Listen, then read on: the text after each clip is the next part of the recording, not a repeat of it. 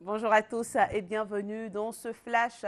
Le roi du Maroc est attendu aujourd'hui en Côte d'Ivoire. Le roi Mohamed VI, qui répond à l'invitation du président Alassane Ouattara, doit arriver à 13 h à l'aéroport Félix Houphouët-Boigny. Elle sera marquée sa visite de 48 heures par la signature d'importants accords de coopération bilatérale. Le dîner gala offert en son honneur par le président de la République se tiendra ce soir à l'hôtel Ivoire. 17 candidatures aux élections municipales ont été rejetées par la CEI, la Commission électorale indépendante, qui a achevé hier l'examen des dossiers de candidature, a validé 659 candidatures municipales sur les 676 dossiers qu'elle a reçus. Selon la Commission électorale indépendante, ces dossiers ont été rejetés parce qu'ils étaient incomplets. Par contre, aucun dossier n'a été rejeté en ce qui concerne l'élection des conseillers régionaux. Les 84 candidatures reçues ont été validées et la liste des candidatures a été transmise au Conseil constitutionnel. Les candidats dont les dossiers ont été rejetés ont jusqu'au jeudi 21 mars pour faire des réclamations devant le Conseil constitutionnel. Pour que les élèves de Divo puissent être formés dans de bonnes conditions, il faut 600 salles de classe au primaire et 8 établissements secondaires. La région, d'après Chaltatou, qui s'est intéressée à la question, concentre 72 à 75% du taux de scolarisation. Divo, chef-lieu de région de l'Haut-Dibois. Ici, les infrastructures scolaires sont en nombre insuffisant. Seulement 523 établissements préscolaires et primaires et 9 collèges publics pour l'ensemble des localités de cette région. Et plusieurs de ces bâtiments scolaires sont dans un état de vétusté avec un déficit de table-banc obligeant les élèves à s'asseoir par trois. Ils sont aussi exposés aux aléas de la nature, comme le cas au Collège moderne où un gros arbre déraciné par la tornade est venu endommager une salle de classe. La région de l'Haut-Dibois fait partie des régions du pays qui ont un pourcentage élevé en matière de scolarisation avec un taux entre 72 et 75%. Il faut encore donc 600 salles de classe pour le primaire et 8 établissements pour le secondaire afin de permettre à tous les enfants de la région d'être formés dans de bonnes conditions.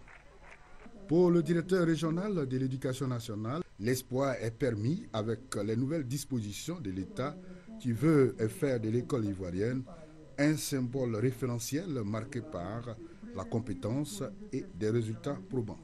Il faut absolument que nous soyons bien formés pour pouvoir aller dans l'émergence de la Côte d'Ivoire. Parce que quand on parle d'émergence, c'est à tous les niveaux. Plusieurs communications ont meublé les travaux. Nous sommes conscients qu'il faut une bonne mobilisation de différents partenaires, mais des acteurs aussi de l'école. Et c'est pour cela que nous avons un plan bien précis, qui est celui de faire de sorte que nous allons vers une école d'excellence. Le dernier texte confie une grande responsabilité aux parents d'élèves, puisque ce sont les parents d'élèves qui mobilisent les moyens autour de l'école. Mais je rappelle, ils viennent là pour appuyer, ils ne viennent pas remplacer l'administration scolaire. Avec les travaux de ce séminaire, ce sera donc un acquis certain. Et les retombées se feront sentir à travers les résultats probants de cette fin d'année scolaire.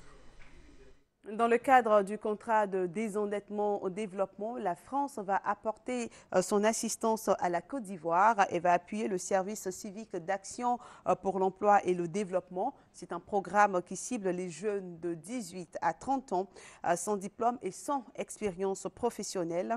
Il s'agira de leur resocialisation avec l'apprentissage des règles de discipline et d'inspiration militaire. Et ce programme va débuter par une phase pilote visant près de 250 jeunes.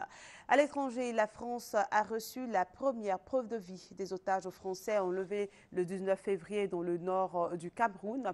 Les islamistes nigérians de Boko Haram ont diffusé hier un enregistrement sonore du chef de la la famille française dans lequel il appelle la France et le Cameroun à tout mettre en œuvre pour leur libération. Il évoque les conditions de vie très dures des 7 otages dont ces 4 enfants. Nous perdons nos forces chaque jour et commençons à être malades. Nous ne tiendrons pas longtemps, souligne-t-il.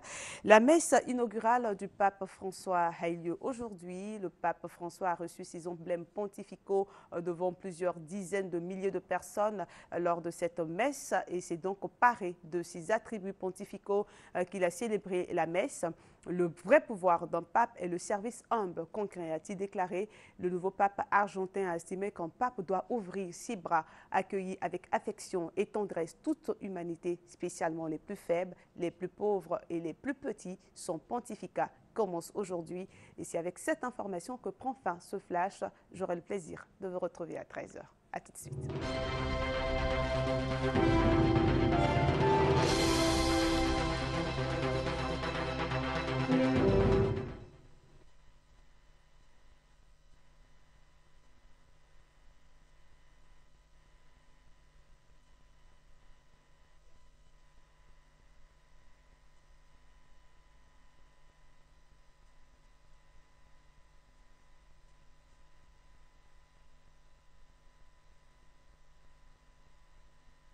La mienne craint comparé à la tienne. Commence pas à parler de Mais ça, c'est la Richard. vérité. Dans ta famille, les gens sont soudés les uns les autres. Bon, allez, je vais le faire. Non, non, non, non. Je suis une femme indépendante.